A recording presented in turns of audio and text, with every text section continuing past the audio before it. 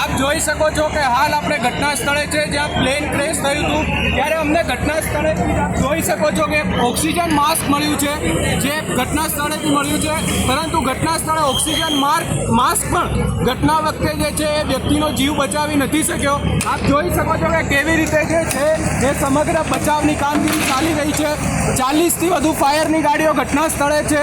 સ્થાનિક લોકોનો જે છે એ સૌથી વધારે પ્રયાસ છે લોકોને બચાવવાનો એવું જોવા મળી રહ્યું છે અને કહેવામાં આવી રહ્યું છે કે જ્યારે ઘટના બની ત્યારે સ્થાનિક લોકોએ જે છે એ બહુ મદદ કરી, જેના કારણે બચાવ કામગીરી જે છે એ ઝડપથી કરવામાં આવી। આપ જોઈ શકો છો કે અહીંયા 10થી 15થી વધારે જે છે બુલડોઝર છે, 2 હિટાચી ઘટના સ્થળે છે, બચાવ કામગીરી કરવામાં આવી રહી છે અને જે આપ જોઈ શકો છો કે સમગ્ર કાટમાળ હાલ જે છે એ ઘટના સ્થળેથી હટાવવામાં આવી રહ્યો છે। ત્યારે ઉચ્ચ અધિકારીઓથી લઈ અને દરેક અધિકારી ઘટના સ્થળે હાજર હતા। ત્યારે જે બચાવ કામગીરીમાં ઘટના સ્થળે હાજર હતા એવા વ્યક્તિને આપણે વાત પણ કરીશું, જેમણે જે છે એ સમગ્ર ઘટનાને પોતાની નજરે જોઈ છે અને ઘટનામાં બચાવ કામગીરી પણ કરી છે। જી 6 से 7 बॉडी हमने भी निकाला है सर की।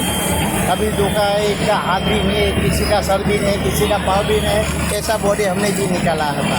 जी जी। तो आप जब बचाव के लिए आए तो क्या परिस्थिति थी और किस प्रकार से जो है वो आपने है ही नहीं था जी।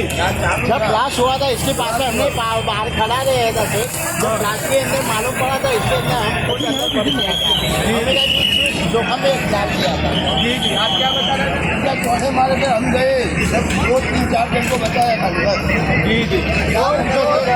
से सालना बांध के वो भी लेके उठा के चला गया। जी जी। जी जी। ठीक है।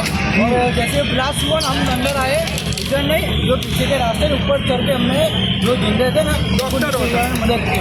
जी जी। डॉक्टर हाउस में ડૉક્ટરો આમાં શું હતું, ટ્રેન જો ખરેખર કહું ને તો તમે મારી બાજુ આંગળી કેવું એ બાજુ કરજો જો પહેલાં વખતથી હું અહીંયા જ હતો, અહીંથી જ્યારે પ્લેનનો પાછળનો ભાગ હડ્યો, મીડિયામાં જોવા સાંભળો પ્લેનનો પાછળનો ભાગ હડ્યો અહીંથી, પછી અહીંયા એક પાછું ત્યાં થયું, એક પાછું ત્યાં પડ્યું।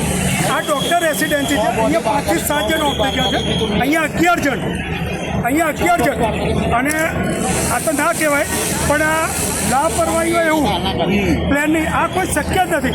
આ ઇન્ટરનેશનલ કોઈ કાવતરું હશે, પાકિસ્તાન કે કોઈ બી દેશનો કોઈ બી હાથ હશે, બાકી આટલા વર્ષથી આવી રીતે કોઈ પર આક્ષેપ નથી લગાવી શકતા। આવું શક્ય જ નથી, આવું થાય નહીં તો તમને કાલે આની માહિતી મળી જશે। કેમ કે મેં મારા નજરે જોયું છે ને, આ શક્ય નથી। આજ સુધી હું 45 વર્ષનો થયો અહીંયા આ વિસ્તારમાં, એક પ્લેન આવી રીતે ઉડી જ ના શકે, ઇન્ટરનેશનલ પ્લેન આવી રીતે અડી નીકળે। તમારે માહિતી જોઈએ, इसका रनिंग भी बहुत ज़्यादा है, इसका रनिंग भी बहुत ज़्यादा है, राइट।